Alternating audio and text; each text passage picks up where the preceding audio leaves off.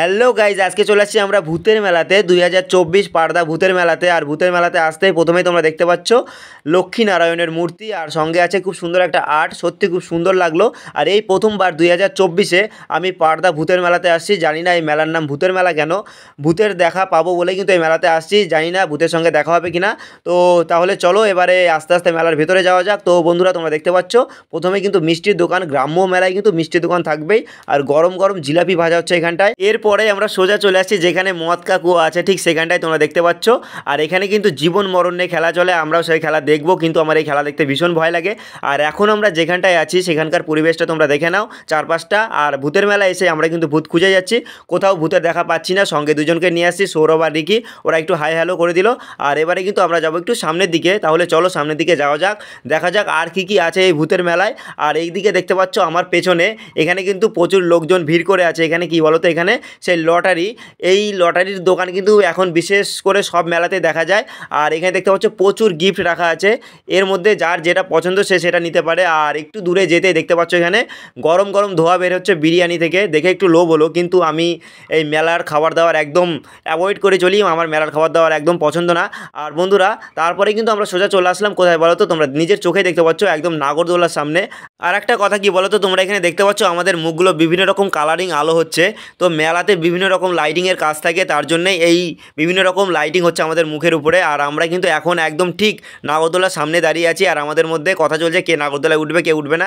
একজনকে তো তোমরা দেখতে পারলা হাত জোর করে বলে দিচ্ছে আমি উঠবো না এতে। তো যাই হোক বন্ধুরা, আমরা কিন্তু এখনও বেশ কিছুক্ষণ মেলাতে থাকবো, মানে ভূতের সঙ্গে সাক্ষাৎ আমরা একটা করেই যাব, ঠিক আছে? যদি ভাগ্যে থাকে তাহলে নিশ্চয়ই করব, আর তোমাদেরকেও দেখাবো। আর এখানে দেখতে পাচ্ছ নাগরদোলাটা কি সুন্দরভাবে ঘুরছে, তো দেখে তো আমার খুব ইচ্ছা হচ্ছে আমি যেখানে যাই নাগরদোলায় উঠি। কিন্তু আমার একটু প্রবলেমের জন্য আমি এবার নাগরদোলাতে উঠতে পারবো না। আমার সঙ্গে যারা আছে ওদেরকে আমি বলছি তোরা উঠলে ওঠ, আমি উঠতে পারবো না জন্য তোরা উঠবি না, এমন কোনো কথা নাই। তো যাই হোক বন্ধুরা, নাগরদোলার টিকিটও কিন্তু ভালো, 40 টাকা না 50 টাকা, আমি ঠিকঠাক বলতে পারছি না। হ্যাঁ, আর কতই বা হবে, 40-50 টাকা এরকমই একটা প্রাইস হবে। আর আমি যদি নাগরদোলায় উঠতাম কিনা তাহলে আমি তোমাদেরকে সঠিক প্রাইসটা বলতে পারতাম। তো যাই হোক বন্ধুরা, একটু সামনের দিকে এগোতে তোমরা দেখতে পাচ্ছ এখানে একটা জিনিস গোল গোলভাবে ঘুরছে, আর সামনে কিছু ফল রাখা আছে, বিভিন্ন রকমের ফল। আর এই ফল থেকে এইভাবে একটা সুন্দর আইসক্রিম তৈরি হয়, তোমরা দেখতে পাচ্ছ এই যে ঝুড়ি ঝুড়ি মতো পড়লো বাটির মধ্যে। আর তারপরে দেখো লোকটা কিন্তু এই বাচ্চাটাকে দিয়ে দিল। আর এইটা খেতে কিন্তু দারুণ লাগে, অনেক বছর আগে আমাদের স্বামীনাথ মেলায় এটা একবার আসছিল, আমি খেয়েছিলাম, দারুণ লাগে খেতে। আর এদিকে দেখো সৌরভ কি বলে, আমাকে বলছে এই বাচ্চাদের গাড়িতে উঠতে। আর তোমরা তো আমার সাইজটা সবাই জানো আমি কত মোটা, আমার তো এখানে কোনো কথা যাবে না, আমার খুব সুন্দরভাবে এই গাড়ির মধ্যে জায়গা হয়ে যাবে, কিন্তু আমি আর উঠলাম না। তো যাই হোক বন্ধুরা, সামনে দেখতে পাচ্ছ এখানে বাচ্চাদের বোর্ড আছে, এখানে ওঠার জন্য আমাকে রিকোয়েস্ট করলো, কিন্তু আমি উঠিনি। আর তারপরে সোজা চলে আসলাম একটু মেলার ভিতরে, দেখি এদিকে তো ভূতের দেখা পেলাম না, এদিকে পাওয়া যায় কিনা। ভূতের মেলা এসে ভূতের তো দেখা করতে হবে। তো যাই হোক বন্ধুরা, মেলার মধ্যে ঘুরতে ঘুরতে ঘুরতে ঘুরতে এদিকে দেখতে পাচ্ছ রিকি চলে আসছে ওর গার্লফ্রেন্ডের জন্য জিনিস কিনতে। আর সঙ্গে সৌরভও, দুইজন মিলেই কিন্তু দুইজনের গার্লফ্রেন্ডের জন্য জিনিস কিনে নিচ্ছে এখানটায়। তো আমি বললাম তোরা কেন ভাই, তোদের লোকজন আছে, তোরা কেন।